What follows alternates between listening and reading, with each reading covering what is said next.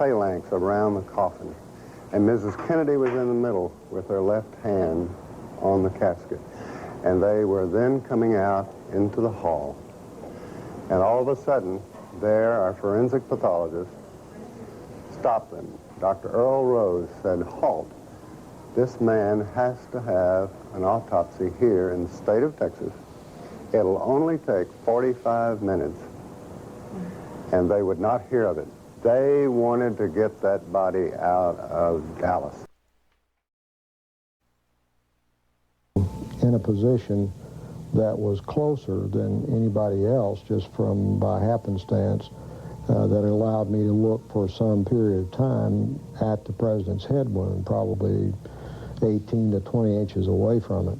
Dr. Perry, who was enlarging the wound in the neck to do the tracheostomy, told me that the small wound in the neck looked like an entrance wound. The head wound that I saw was a very large wound in the right posterior part of the head. Well, where did you think the shots had come from? What did you think? But I think, even then, that I would have thought that this was certainly an exit wound in the back of the head, and that therefore the shot must have come from the front.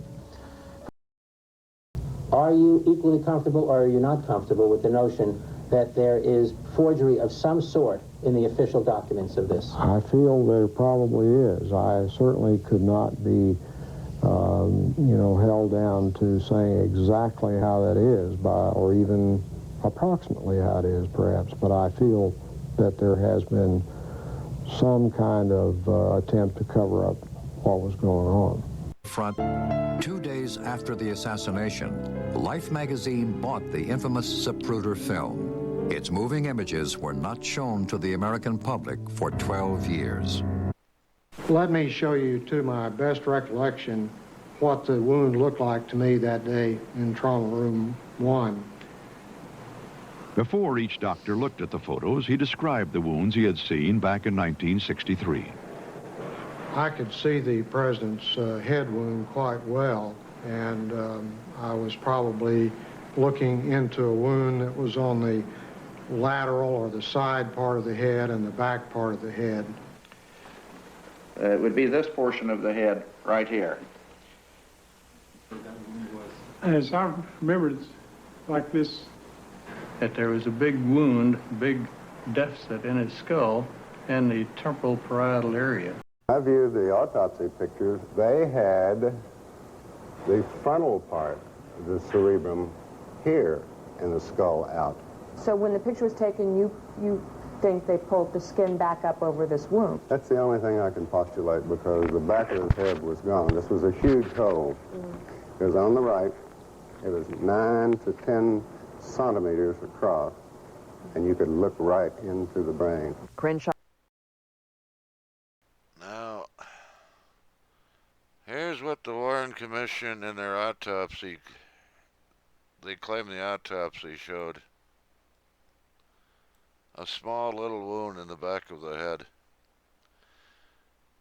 Yet on the Mormon photo, as we go in, take a closer look, I did many years ago. Something very unusual you see here.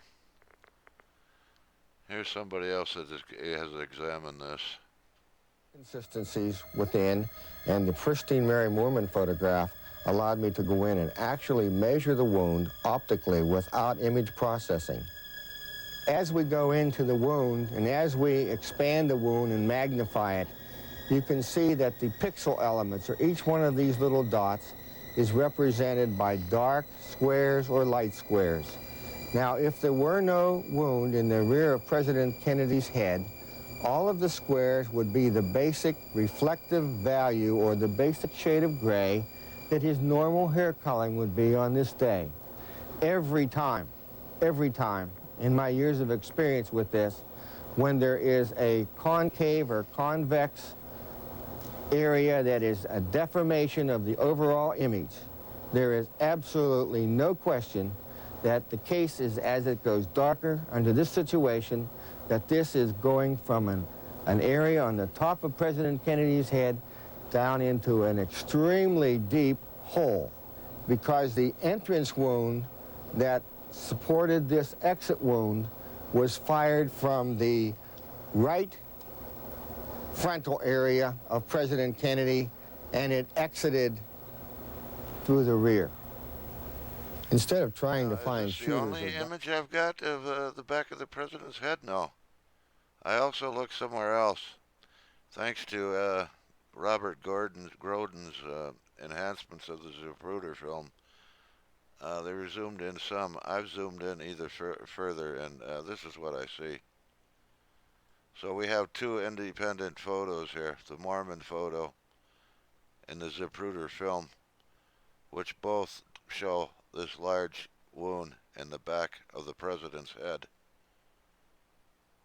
This is not words. This is hard evidence, hard photographic evidence of an exit wound in the back of the president's head.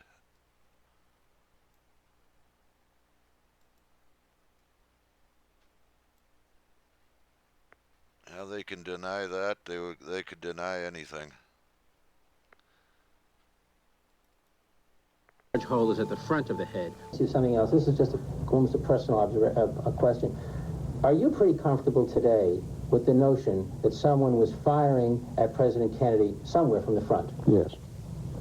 Are you equally comfortable, or are you not comfortable with the notion that there is forgery of some sort in the official documents of this? I feel there probably is. I certainly could not be held down to saying exactly how that is, or even approximately how it is, perhaps. But I feel that there has been some kind of attempt to cover up what was going on.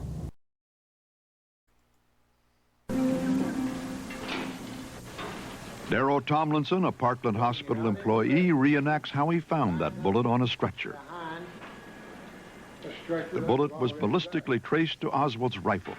The Warren Commission concluded that it was the bullet that had wounded both men and that it had fallen out of Connolly's clothing onto his hospital stretcher. The bullet was found here in this area, and not on that stretcher. That's the stretcher I took off the elevator. The stretcher he took off the elevator was Connolly's, so Tomlinson found the bullet on a different stretcher not connected to the case. This led critics to claim the bullet was planted, but the commission decided Tomlinson was mistaken. It was there when I came up. This is the bullet. Could it look like this after it went through Kennedy's neck? So I was looking a little closer. So that's a little closer up of that image right here. As you can see, this is on the, this is picked up on television as they zoomed in on the Mormon photo. This was in a book, double page enlargement.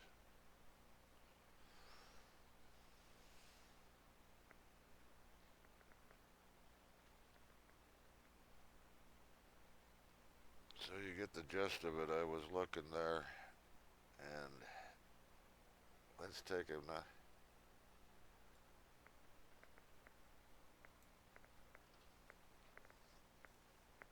Here's some of the images I've extracted from that.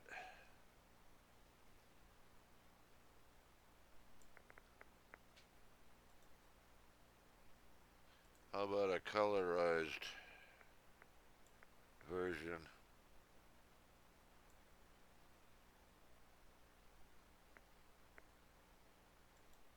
I can find that one again.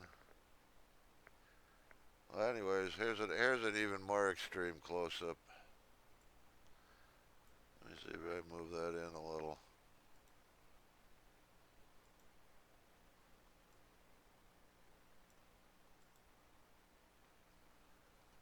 Now, this is very curious that at that distance,